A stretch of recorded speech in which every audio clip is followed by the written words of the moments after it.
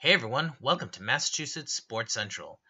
This is our recap of the Patriots' Week 15 game versus the Pittsburgh Steelers. Pats win a thriller over the Steelers 27-24 to take control of home field for the playoffs. Unlike last week, where it took a while to get it out since the game was terrible, this week it was so good that it took a while to fully process it. This was an instant classic with one of the best games of the year, and if you consider the importance, it would have to be the best. While Pittsburgh led most of the game, it was back and forth with the teams mostly exchanging scores, keeping it within one score the whole game. New England struck first after stopping the Steelers on the opening drive with the Pats as the Pats moved the ball downfield and got on the board with a 1-yard run by Burkhead for the first touchdown for a 7-0 lead, which was the biggest lead of the day for the Pats. The Steelers answer on the next drive with Roethlisberger hitting Eli Rogers for an 18-yard touchdown to tie it up.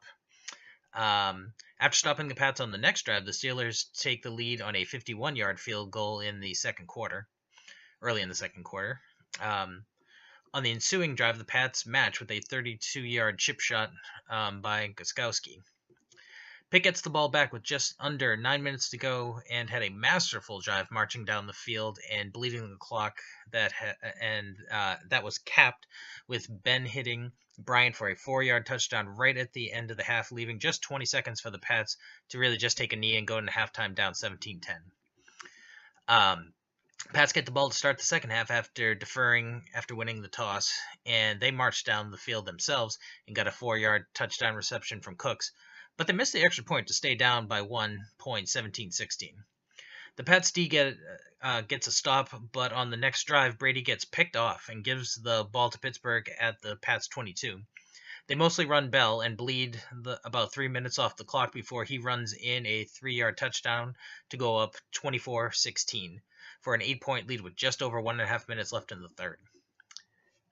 To add to the whole, the Steelers get the ball back at the end of the quarter and went on a long drive, which they did end up having to punt, but ran almost half the time off the clock of the fourth quarter, with the Pats getting it back at 7:38.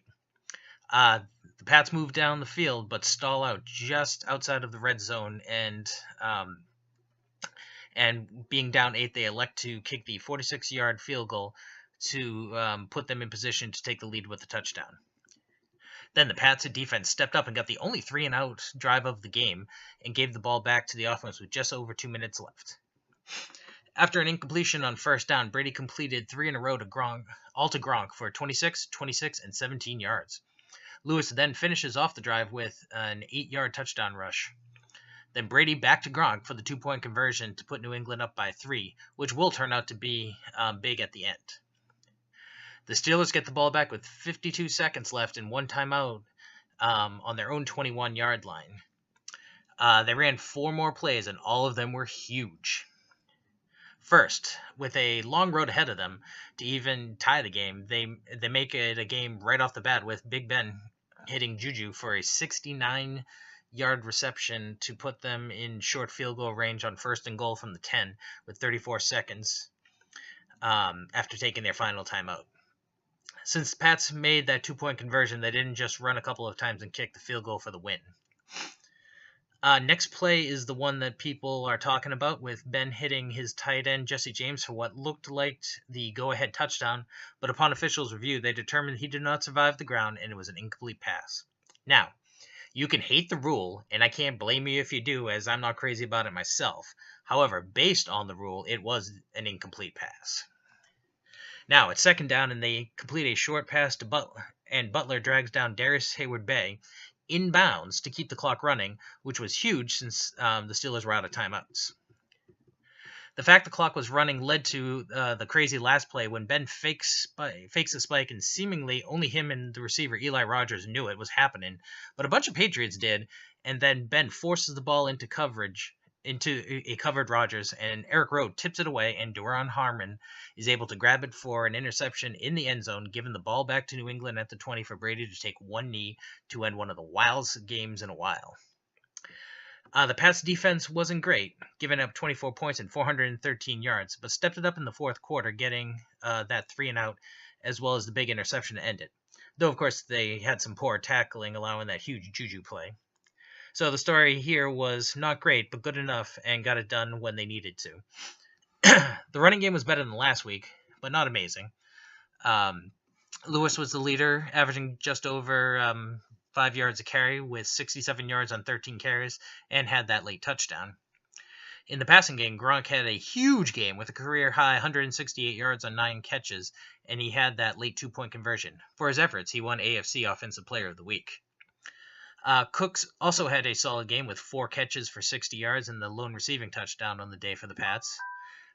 Brady was solid, if not spectacular, going 22 for 35 for 298 yards and a touchdown, but did have that pick. But of course, he was great at the end to lead the team to another fourth-quarter comeback. With his solid performance and the magnitude of the win, Brady might have locked up the MVP with this game. Brady continues to lead the league in completions with 346 and yards with 4,163. He did fall to second in passer rating at 104, and he also fell all the way to fifth in completion percentage at 67.1%. But second through fifth are all within 0.8%. So that there could still be a bit of jockeying around there. And he also remains third in touchdowns with 28. All right, the Pats have the Bills at Foxborough in Week 16 in a game they still need to win to assure they stay in top position in the AFC. Okay, thanks for watching, and please like, comment, and share the videos, and subscribe to our channel. You can also follow us on other social media. Facebook and Twitter are both at MA Sports Central. Thanks, and we will see you soon.